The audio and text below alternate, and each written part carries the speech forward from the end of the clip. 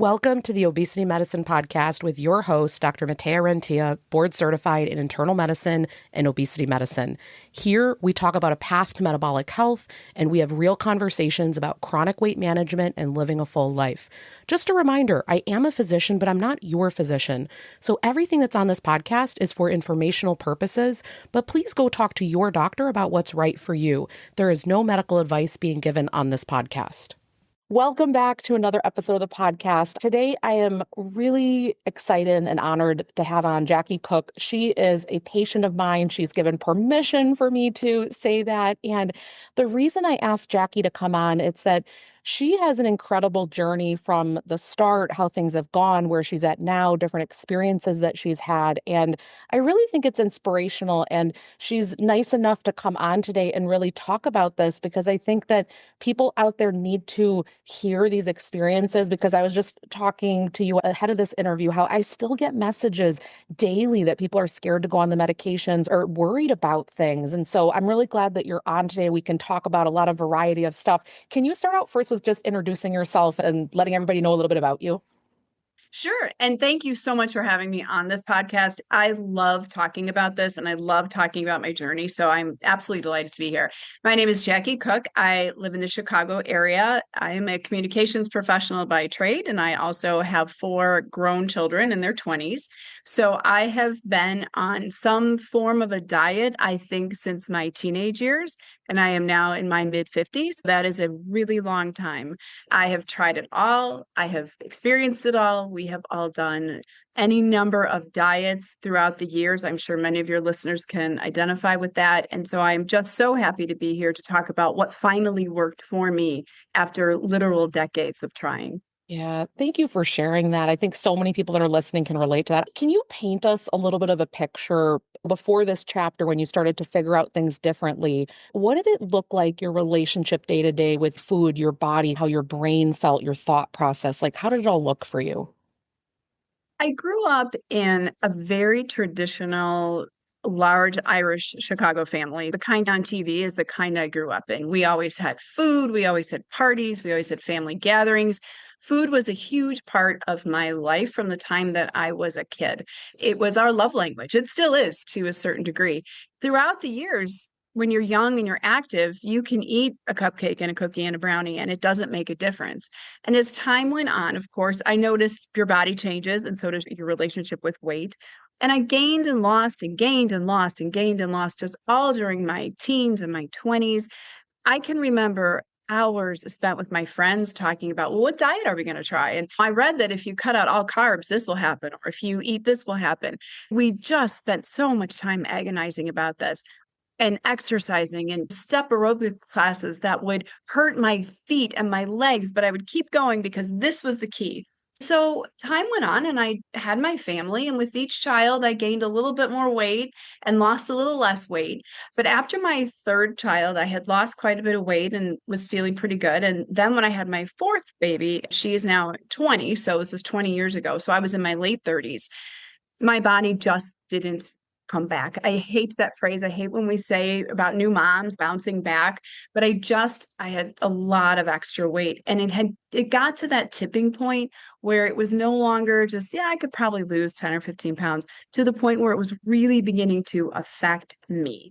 Subsequently, I would say for the next 10 years or so, I continued to gain weight, just the chaos of raising kids and working and life. And then there was a pandemic thrown in there. And all of these things together, by the time I made the decision to do the GLP-1, I would use the word chaotic to describe how I approached food. I just ate what I felt like eating, didn't really exercise. I was in this post-pandemic haze still. I just didn't feel good. I would look at pictures of myself and sometimes think, is that really me? Is that actually me? Because I looked unhappy. And I want to say something before we go any further, though, and that is that this is my experience of how I felt in my body. I absolutely believe that every woman is beautiful at every size they are, and we have to start believing that. This was solely a medical decision for me to do this. So a couple of things happened that were really the tipping point for me. One of them was that we took a family trip to Los Angeles. And this was, again, post-pandemic, our first big family vacation. And we went to LA and I just didn't feel good the whole trip. I was hot. I was sweaty. Of course, LA is full of people who are gorgeous and beautiful. They pay a lot of money to be gorgeous and beautiful, but I just felt awful. And it started to actually bother me the most because I could see it affecting how I was interacting with my family on this vacation. We went to Santa Monica Beach, which is a gorgeous, gorgeous, gorgeous beach in California. You know, everybody goes there. It's beautiful. And we were there, and I will never, ever forget. I just had to walk back to the where the restrooms are through the sand. And I was walking there and I like literally felt I might not make it. Like physically, I may not have the stamina to get through this sand to walk to there. And I thought, what am I doing? This is not healthy. I am barely into my 40s and this is happening. So I knew that we were planning a trip to Ireland the following summer. And that was our family dream since my kids were little, to take them to Ireland, see the home my grandmother grew up in. This had been planned forever. And I started to really think, well, if I can't walk across the sand in California, how in the world am I going to navigate Ireland? It's not going to happen. And I'm going to miss out on these memories. And around December of 2021, which I can't believe it was 5 years ago already, I saw a commercial for an online company that was promoting these new medications called GLP-1s. And I thought, I have nothing to lose. I'm going to just give this a try and we're going to see what happens because I've reached that I have to do something point. Yeah. And so that's what happened. In December of 2021, I started using Ozempic, and I am grateful that I had two things. Number one, I had excellent insurance coverage. So I paid $20 for it every month, which I know now that seems like a dream, but miracle. at the time, it really is. I realized how blessed I was to have that. And then the second thing is that it worked for me. There are people, as you well know, it doesn't always work great. I was a really quick responder to it. And so from there, it just took off. The only regret I have is that you weren't my doctor for it. I wish that I had been working with you. And so here I am, 115 pounds lighter than I was in December of 2021. Wow. Thank you for sharing all of that with us. There's so many parts of what you shared. I really like how you gave honor to this is really not a size thing. It was how you were feeling in your body. I always say we're not just trying to like shape shift, right? It's not just about trying to have the weight come down. It's absolutely right. Like, are you able to fully participate? And when it starts to get in the way of family events and how you're feeling, I remember when my son was born, those few months, I said, life has to change. I will not be able to do this. It's just these like really pivotal moments that occur. And I was going to ask you how you initially first found the med because I just didn't remember that part. Mm-hmm. But so it was a commercial. I know. That's Mm-hmm. so interesting. Yeah. So you had a lot of success rather quickly. Now, when you found me, you had actually, I want to say, lost all the weight. Like you were already Pretty much. Yeah. And what made you say, hey, because you could have just continued to kind of work with who you were with. What made you say, I want to come to my clinic or you want to see a different way? There's a couple of things. And one of them is that I realized that I have a deep fear of regaining the weight.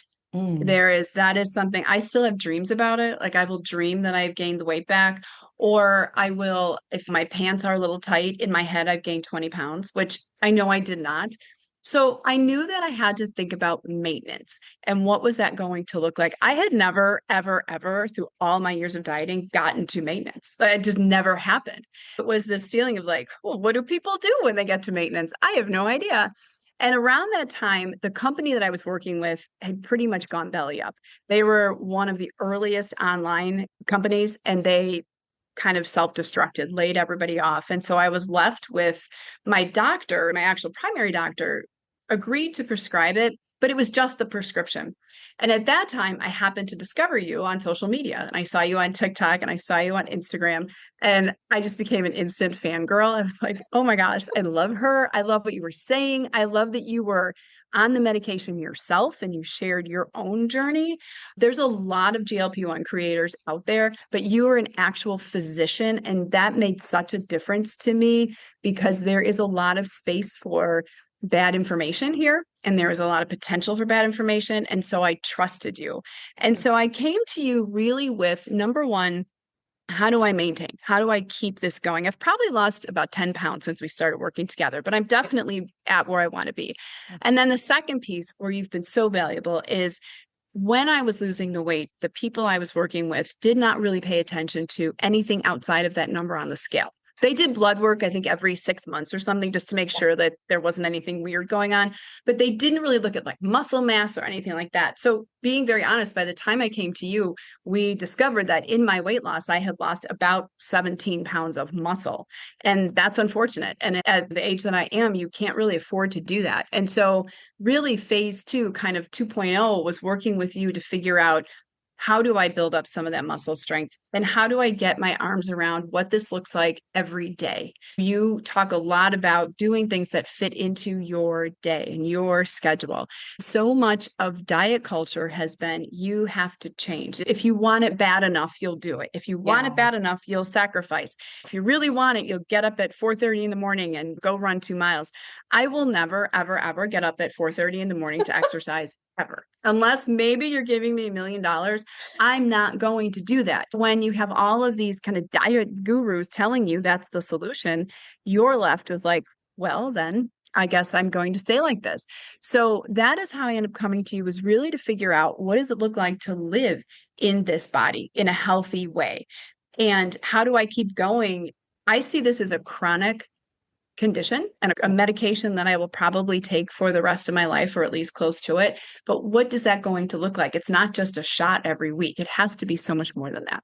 Yeah, I'm so glad that you shared this maintenance part and what it's looked like, because I think people have this assumption that you get there and that you never think about anything You're again. done. And Right. You're all done. in some ways, I heard this the other night. There was a therapist that came into a group of mine, and she said, in some ways, when the scale stops moving, that's when the work begins. And I thought, oh, that's a really good one, because you can't rely on that dopamine hit anymore, but there's still all of this health that matters. What do you think has helped you with lowering that fear of regain? What had to actually change in your life, whether it be physical or emotional? What do you think helps? Maybe not solved.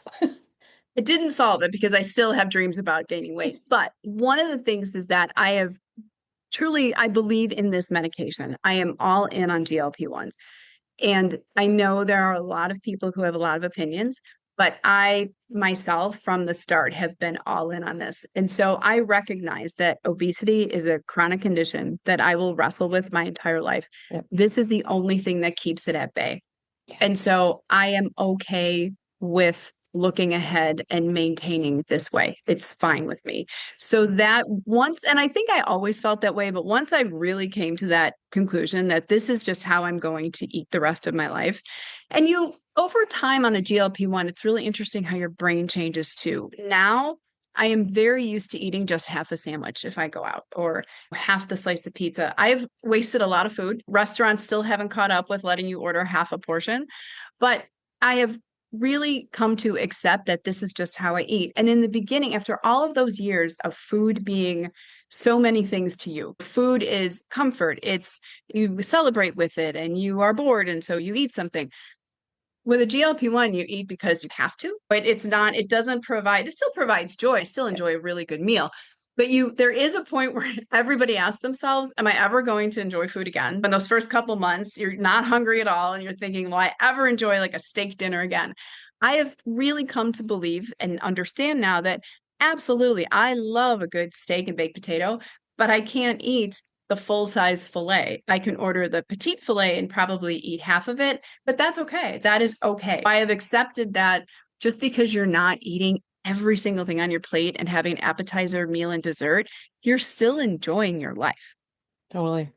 What you describe, I see that with everyone that goes on this journey, which is reframing the relationship with food, and then other parts of life have to get built out. It's not implying that other things were not amazing in life, but there is a negative space that starts to occur when you're maybe not meeting with friends for a meal, and that was something that you did before. I like that you share this sort of how the moment had to come where you just realize like it will be different from here on out, the way that things are looking.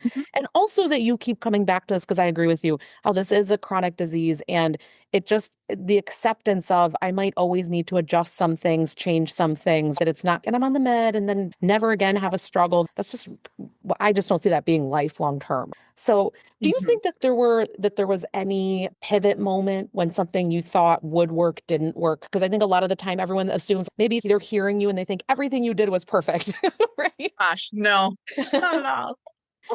There were a couple of things. I thought about this a lot throughout this journey, and I have given up a lot of this sort of old diet habits. But one thing that I really realized that I could get rid of, and apologies to all the people who love to do this, but tracking my food, Yeah. because it is such diet culture behavior of writing it all down, calculating the calories. And now with online tools, you can calculate all the macros too. So and I am not, as a doctor, I am not a math person. When you give me my dosage, I often have to then message you again and say, could you tell me again what that was? I am not good with numbers. I'm a writer, not numbers. I would have all this information about how much fat I had today and how much fiber I had today. And then I'm left with, okay, what does that all mean? Why do I need to know all of this? I really started to just eat when I'm hungry and stop when I'm full. One of the things I did in the beginning of the journey was I did write down when I was eating to make sure I was eating enough. Yeah. And that is something that I have had to make sure of from time to time. There are moments like over the holidays this year, I was really busy and I wasn't really staying hydrated. And I started to feel kind of crummy. And I realized that's because I'm not eating good food and I really wasn't eating much food. So in that it works okay, but I decided that I was done tracking my food. I deleted my Fitness Pal and I did not look back. I love that you share that because I think it puts people in a cage because it's like, okay, let's say you have a number. If you are physically hungry beyond that, are you not going to eat? Are you going to keep telling your body we can't trust the signaling? Or then if there are extra calories, are you going to force that in? It literally makes no sense. Was that hard for you though to make that decision? I'm going to stop doing this. A little bit. I think it happened gradually too. I was forgetting to write things down because I wasn't eating very much. And so I just would forget to do it. But then I would think, okay, I'm going to try because especially after I'd meet with you and you would talk about making sure I was getting all these different nutrients. And I would think, okay, I'm going to make sure that I'm getting them. But actually, the proof that I'm getting them is in how I feel. If I'm Yes. not getting enough protein, you're going to see that. I have an in-body scale, which is one of the things that you use in your practice. And I can see when I'm not getting, when my muscle mass is teetering a little bit. I know when I'm not getting enough hydration. I know I need to get protein. And you have to ask yourself too, is this a realistic way to live? Am I going to write my food down every day? And there are people who do. There are people who genuinely keep track, and that's wonderful for them. But I just realized that I couldn't do that anymore. It was not for me. I like that you bring up the how you were feeling. I remember there was a period when because you'd been okay with nutrition during the day, you weren't as hungry at night, but then you were so exhausted. The lack of fueling was causing a problem. So 100% that it's not really writing the stuff down, it's how you're feeling. I think that's actually a tip if anyone's listening to actually focus on how you feel throughout the day, and not just what the scale Absolutely. is, Yes. right? Scale Yes. and If you food. wake up and you're dizzy and you feel like, you don't have any energy, maybe take a look at what you're eating. Absolutely. And that's what I have to do. I know when I haven't had enough to eat. And that was like I was telling you over the holidays where I just had these couple of days where I felt terrible. And then I realized I'd eaten so much over the holidays that I think I just wasn't very hungry at post Christmas. Yeah. And I thought I need to start getting some good nutrition back in. Yeah. Enough with the cookies and the cake. We need Yeah. to go back to measuring and making sure that I'm getting a little bit of protein every day. I find once you get more compassionate, the answers present themselves more instead Oh of yeah. just being like, Oh, oh, it's up and absolutely. down, Yeah. it's working, it's not. You're very calm about it. There's no urgency Oh with yeah. anything that's happening. Do you think if someone is listening and they are in that spot of feeling ashamed, they're struggling, what do you think you would tell the old you? Maybe if you had doubts before you'd gotten on it, because it sounds like you were all in, but if you think that person's really in a spot that's hard for them. I'm so glad that you asked this question because I have many friends who have reached out to me over the years. After obviously with social media, one thing about weight loss is you can see it. And I have had friends reach out to ask me what I'm doing, and I've told them. I tell people, number one, stop beating yourself up. This is not your fault. Especially as women, we are raised in so many ways to believe that our appearance and how we appear to the world is somehow our fault, or we owe the world a certain type of appearance, and we don't. If you are happy in the body you are in, stay in that body and enjoy your life. If you are feeling like it's getting in the way of what you want to do, get help for it. It is no different than if you have high cholesterol and you take medicine, or you have high blood pressure, or you have thyroid issues, whatever it is. If your doctor said to you, you need to take this medication to control your thyroid, you're probably not going to spend time thinking, should I really though? Is it really good for me? You're going to do it. And so if you are working with a good medical professional who understands obesity, who tells you that the benefits of this medication far outweigh any of the concerns that you have about it, you owe it to yourself to try. The great thing about a medication versus bariatric surgery, you can stop taking medication. And once somebody reroutes your stomach, you can't really do much about that. But you can stop taking a medication if it's not for you. And many people do that, that it's just not for them. And that is okay. I would encourage people to please just stop feeling like this is your fault. We put so much guilt on ourselves. If I just didn't eat that piece of cake, if I just would have said no to those chips, if I didn't go out to dinner tonight. No, that is not it at all. We could talk for hours about this, about how the food industry has created foods that are made to entice us and keep us going back, all of that stuff. But the bottom line is that there is help and it's right there. And if you're able to take advantage of it, why not give it a try? All of the studies are, and you are so on top of these things, all of the studies are showing so much positive from these medications. It's worth a try. It's really worth a try. Yeah. I love that you bring up the not blaming yourself, because that was actually something that being a doctor, being obesity medicine board certified, Sure. I still struggled with that because I was like, I need to work harder. And literally my friend that was a physician, she said, Matea, get on the med. I've heard you for years. You've been investing in this stuff and doing stuff. It was not for lack of trying. It's so interesting how ingrained that is. But I'll tell you, I find when people get on the medication, the fact that within a few days, things are radically different, they realize, oh, it's not like suddenly they grew discipline and a willpower. Physiologically, things got helped. And then they're able to, sometimes I find it helps them to get there, that maybe even before, if you can't let go of that shame, you can't let go of what you've been believed to be true, that sometimes once you're on the medicine, you realize, oh, that was all a lie. Then you can sometimes come to that afterward. I agree. I agree completely. And I feel like we're getting more and more there now. I think it's become, when I first started taking this medicine, I remember I didn't really tell too many people because no one had heard of them. And I didn't want it to sound like I was popping diet pills because that's not what I was doing. And then I got over that really fast. And even now, I will tell anybody who will listen that that's what I'm doing because there's nothing to hide. It's a tool to help me with this. Yeah. I have a newer patient that they said to me, well, they're doing amazing, but they said, I hope that it doesn't end as badly as some of them say it's going to end. And I said, what do you mean by that? And they were like, well, like that with it being so new and not knowing the long-term things. I said, we've had these for over 20 years. Like I've literally used these my entire clinical career. And they said, oh, because there's still this conception. Yes. And what I brought up that I think everyone needs to hear, we did not villainize GLP-1s in this way when it was being used for diabetes. It was only when it came into the weight management space, when it came to obesity, that suddenly all those comments came in. None of that existed before. It just shows where the bias is. When you had it for 15 years, no one commented on it. And then now suddenly it becomes a problem. So it's just interesting when we think about these things.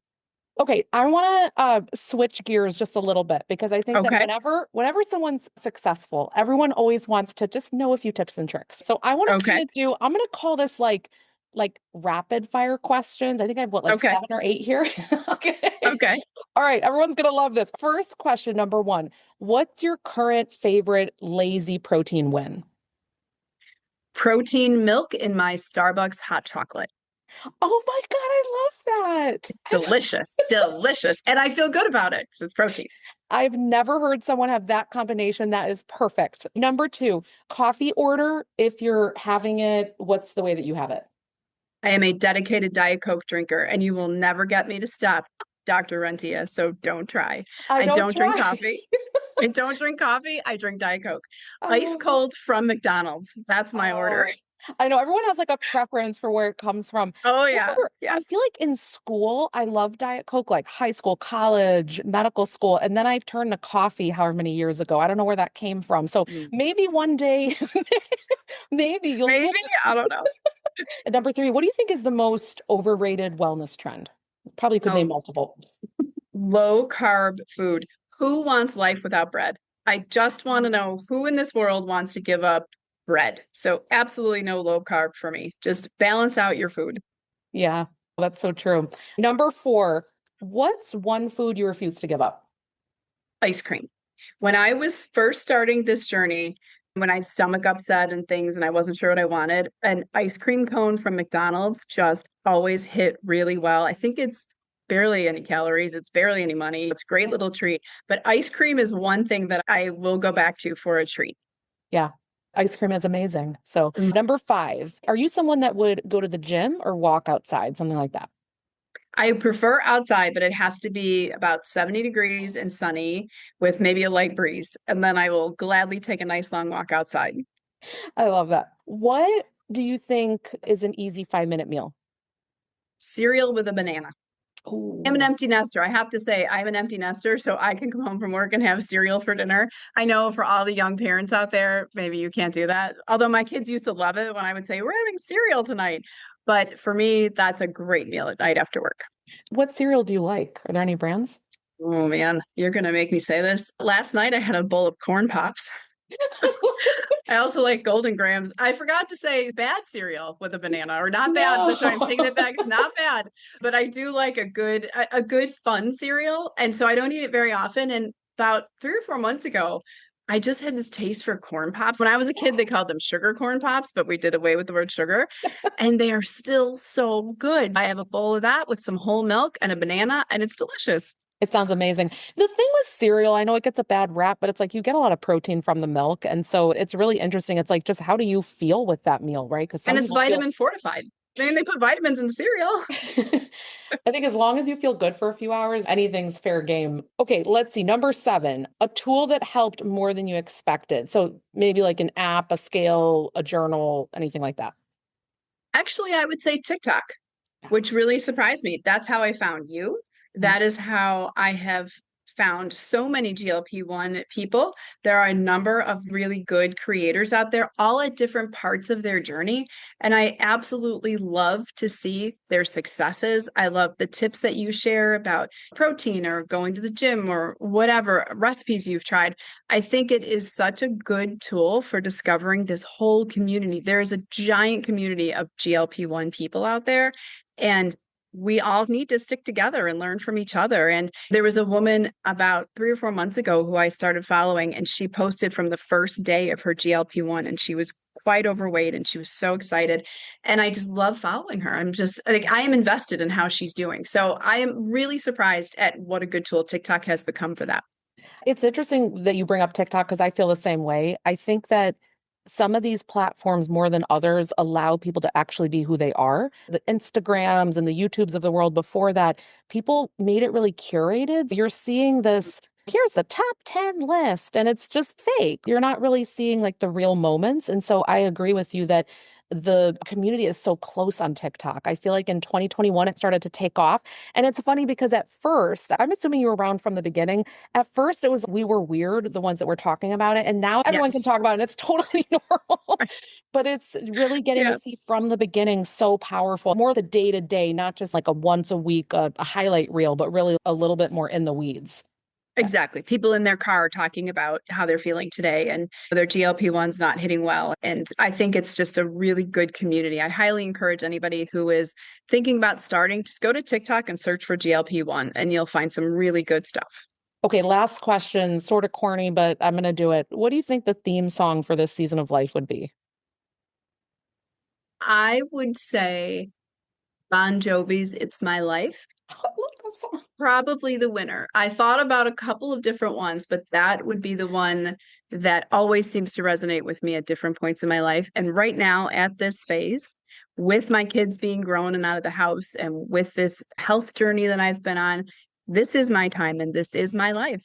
I'm literally singing it in my head right now. It's the best song. Do you think if people are listening, what would be your top one or two tips that when you remind yourself of this, it's really encouraging or just that you think they need to hear? Number one is to go easy on yourself. You are taking a medication that is altering everything about your body, and you have to give yourself time.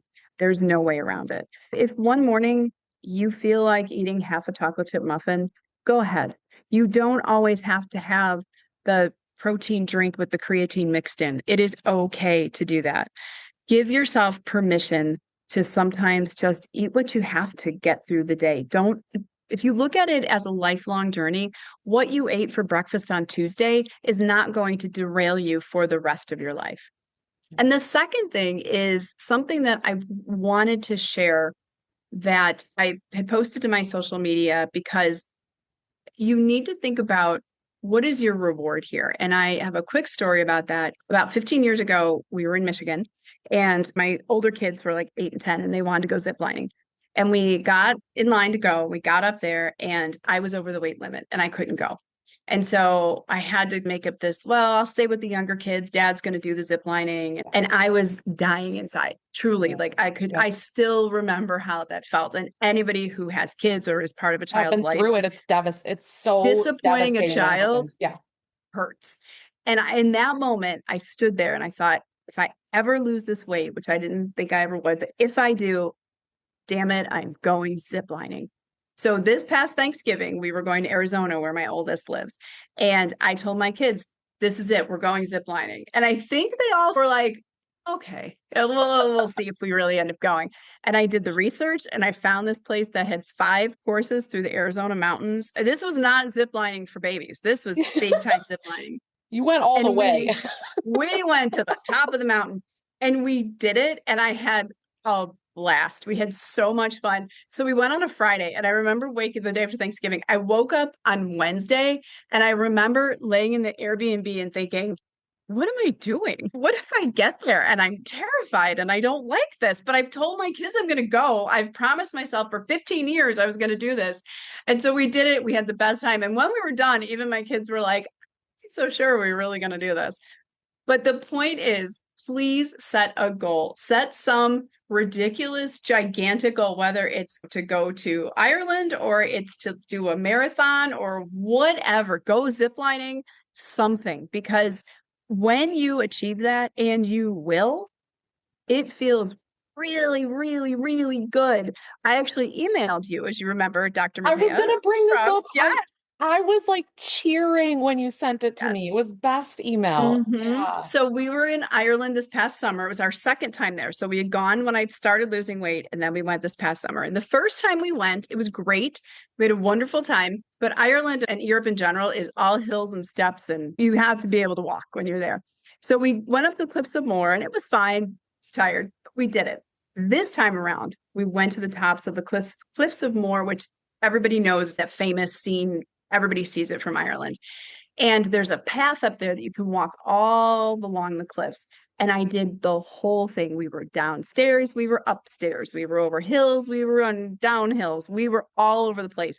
And I was standing there and I had this moment where I thought of you standing on the top of the Cliffs of Moher. And I was thinking, this is why the work you're doing is so important, though, because I can actually stand here on this cliff in Ireland and absorb beauty beyond something I've never even imagined. And I did it. And I didn't even think like, oh, I hope I can do this. When you're all those years of being overweight and out of shape, you have to always ask yourself, oh, can I do this? Am I fit enough? Will I fit here or whatever? And I did it. And I emailed you and I sent you pictures and said, this is why the work you're doing is so important, because you can actually do these things that you thought you never could. So for everybody out there, please, please, please pick something that you want to do and you'll do it.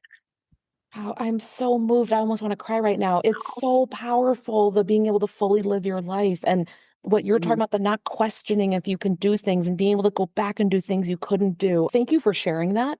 And anyone who's listening, they're going to feel understood and like it's worth it, because this work is not, it's really not easy to do, and to every day continue to choose to do the work. can we tell everybody, how can they connect more with you? I know that you've done some writing there's a blog that you write for, right? There is a website. It's several different collections of essays. It's called midlifebestie.com. It is actually the brainchild of the people behind Girls Gone Hallmark. If anybody listens to that podcast, one of my favorites, aside from yours, of course. This website was launched with just essays about what it's like to be in midlife. A section of it, though, is all about GLP-1s, my journey, as well as one of the creators, Wendy, her journey as well. So it has tips in there. I wrote a post about my whole story, but it also has tips on like how to manage as you're going through sizes, how to handle the fact that you're sometimes very cold on a GLP-1 and what does that mean. So there's some really good information there. And at the bottom of my post is my contact information. My email is there. So you can definitely find me there. And I'm always, always, always happy to talk about this topic. I encourage anybody to reach out if you have questions. And anybody should, if you're not, they should be engaging with you as well on all of your channels. You're very kind on that. Okay, we're going to make sure in the show notes, everybody, rentiaclinic.com, click on podcast. We have all of this written out. We'll have links to everything. Make sure that you go there or underneath right where you're listening. And we'll have the link to, hopefully we can link specifically to the one where you tell your story. And then that way they can find the blog. And I have to say, because you sent it to me in the past, the blog is excellent. I mean, the stories, when you're reading all the different scenarios that you're describing, it's what everyone's going through. What happens with clothes? What happens with this? What happens with that? And I don't know about you, but I have been returning back to reading more blogs. There's something about reading a book, reading a blog post that it's more nourishing. I don't know if it's that you get to do it slower, you get to think some about it, but I just really encourage people to look into reading something like this because I think they might feel very different. You get to tell the longer story. I was able to tell the story from the beginning to the end instead of 30 seconds here and there or a 10-second TikTok video. And it is important to talk about the good and the bad. I have said to everybody who will listen to me that this was not easy to lose weight, but this is the easiest I've ever lost it. And I think when we share these things, there's also a blog post about my first colonoscopy too. So you can read about that. I am very open to sharing all kinds of things. But the more we talk about these things, being in midlife is hard. And we are all going through so many things. And weight is a huge one. We could do a whole nother episode on menopause and what does that mean for weight gain? We are going through all these things. And when our parents were growing up, like when my mom was my age, they never talked about this stuff. Of course not, ever. But now we're finally taking the mask off and we're taking the secrecy away from this and saying this is part of life, all of this stuff, losing weight, gaining weight, menopause, all that stuff. It's all part of our lives. Why are we not sharing and helping each other and supporting each other and saying, yeah, I went through that too. And here's what worked for me. Yeah, completely. It changes people's lives because I had someone that history with depression, but they were currently going through brain fog and experiencing all these things. And we got down to, this is perimenopause starting. This is not a depression flare happening. This is none of that. And that's so relieving to think, oh my gosh, this is just hormones and what's happening. It's not something where I need to go back to therapy or go do other things. It's just really interesting to just know the physiology and other people's lived experience. So thank you so much for coming on today. It's wonderful to be here. And I am just so grateful that I have become one of your patients and one of your followers and one of your fangirls. I am just so delighted for the work that you're doing and the success that you're having. I'm happy to be part of it. Thank you. That marks the end of today's episode. But if you're newer to the podcast, I want to tell you about something that we have, and it's a free podcast roadmap. So this is perfect for any of you that are listening where you want to be directed to very specific episodes. So let's say that you are just starting out and you want to know, what should I do right when I start on the medications? Or you're experiencing certain side effects on the GLP-1s, or you want to know what to do if you're in a plateau, or if emotional eating is taking over, or if hunger levels are high. So we have many different categories of episodes that we've talked about because there's a lot at this point. So if you want to be able to navigate that very easily, we have it broken down by category and also the episodes that are there, and we hyperlink to everything. So you can just click on it and find the episode, easy peasy. If you want that, you can go to rentiaclinic.com/podcast roadmap. We'll have it linked right here underneath the show notes where you're listening. And you can go ahead and get that free resource so that it makes it easy for you to navigate, because I know that it's really hard when someone has an established podcast. I am such a podcast fiend. I'm listening to podcasts all day long. And when I find one that I love, but there's a lot that are out there, I am so lost. So I hope that you enjoy this free podcast roadmap. Again, the link to get to that is going to be rentiaclinic.com/podcast roadmap. I hope this is helpful and let me know if you have any questions.